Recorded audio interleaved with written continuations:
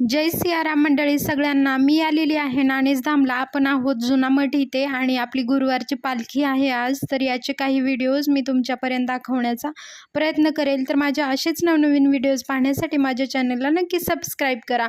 तर पूर्ण व्हिडिओ नक्की बघा. आजची गुरुवारची पालखी आपण बघणार आहोत. इकडे नारायणी आली होती आणि ती बघा सर्वांना आशीर्वाद देते. सर्वजण दर्शन घेत होते नारायणीचं.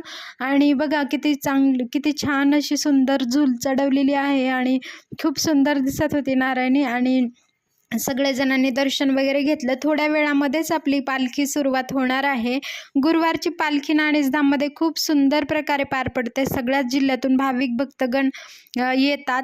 याचा पूर्ण व्हिडिओ जो आहे पालखीचा मी माझ्या चॅनलवरती अपलोड केलेला आहे. तर तुम्ही नक्की बघा. आणि मागच्या 2-3 पालख्यांचे सुद्धा व्हिडिओज मी माझ्या चॅनलवरती अपलोड केलेले आहेत. त्यासाठी माझ्या चॅनलला नक्की सबस्क्राईब करा.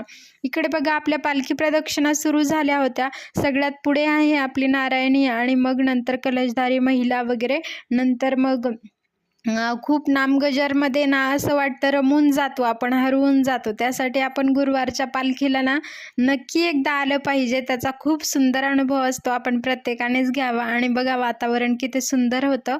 आणि अशा प्रकारे आजची गुरुवारची पालखी एवढ्या उत्साहामध्ये आनंदामध्ये पार पडली ना. आणि गुरुवारच्या पालखीमध्ये आपले जगद्गुरु श्री आपली गुरुमाता वगैरे येत असतात. तर त्यांचंसुद्धा आपल्याला दर्शन होतं. गुरुवारच्या पालखीला तुम्ही सगळ्यांनी नक्की आवर्जून गेलं पाहिजे. आपण वारीला कधी वारी असेल किंवा कोणतेही आपले कार्यक्रम असतात तेव्हा आपण नाणेसधामला जातच असतो. तर गुरुवारच्या पालखीसाठी तुम्ही सगळ्यांनी नक्की आवर्जून गेलं पाहिजे. खूप सुंदर असते पालखी. आणि पालखी प्रदक्षिणासुद्धा गुरुवारचा पूर्ण जो दिवस असतो ना कार्यक्रम, तो खूप छान प्रकारे पार पडला जातो आणि त्यामध्ये आपण हरवून जातो. दिवसभर एवढे कार्यक्रम वगैरे खूप सुंदर असतात. नियोजन खूप प्रत्येक पीठावरती आपल्या पालखी होत असतात गुरुवारच्या. पण ही नाणेसधामच्या पालखीला मी शक्यतो म्हणजे जाण्याचा प्रयत्न करते. त्यामुळे मग इथले व्हिडिओज मी माझ्या चॅनलवरती नक्की अपलोड करेल. ते तुम्ही बघत जा.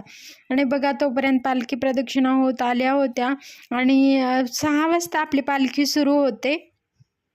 मध्ये नामगजरामध्ये आपले भाविक भक्तगण असे दंगून जातात. त्यामध्ये आपल्याला काही म्हणजे भानच राहत नाही. एवढा सुंदर दिवस असतो ना गुरुवारच्या पालखीचा. खूप आनंदाचा क्षण असतो हा. आणि आपण गुरुमाऊलींच्या चरणी प्रार्थना म्हणजे प्रत्येकाने असं हरवून गेल्यानंतर असं वाटतं की गुरुमाऊली हा क्षण आपल्या म्हणजे जीवनामध्ये प्रत्येक पुन्हा पुन्हा यावा अनुभवण्यासाठी.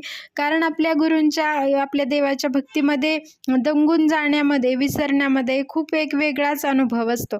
तर तुम्हाला कसा वाटला व्हिडिओ हे मला नक्की सांगा. आणि असेच नवनवीन व्हिडिओज पाहण्यासाठी नक्की सबस्क्राईब करा.